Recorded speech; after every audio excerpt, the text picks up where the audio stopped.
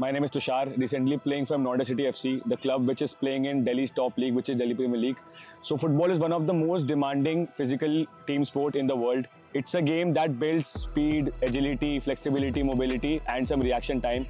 But football doesn't mean that you are better on the game day. It starts before you lace up your shoes. So before getting onto the pitch, let's be smarter and train good. Okay, we are starting with some warm-up skills. So firstly we'll do ankle rotation. The ankle rotation plays very important role during the game because basically reduce the injury chances.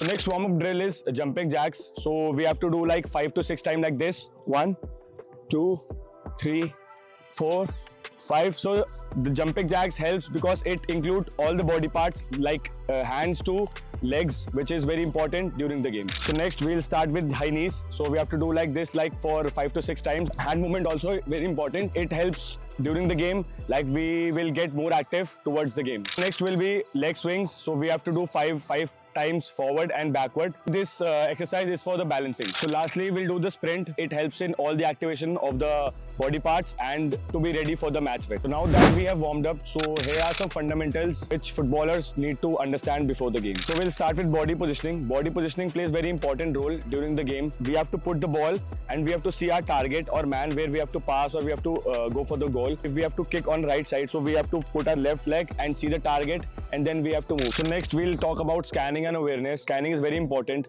Like when the ball is coming, so we have to make fast decision like where we have to go and where we have to pass. So next is passing weight and accuracy.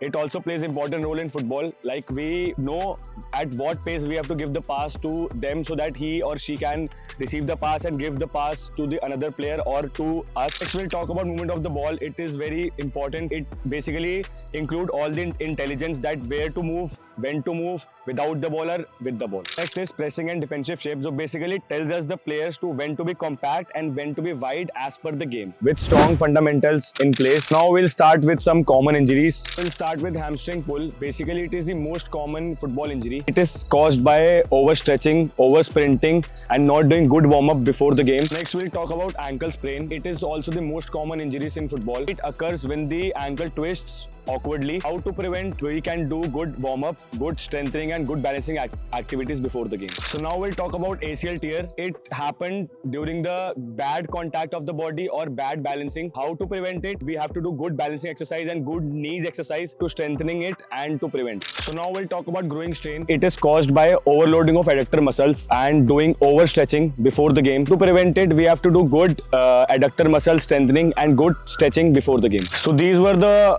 most commonly football things you all need to know. See you on the field.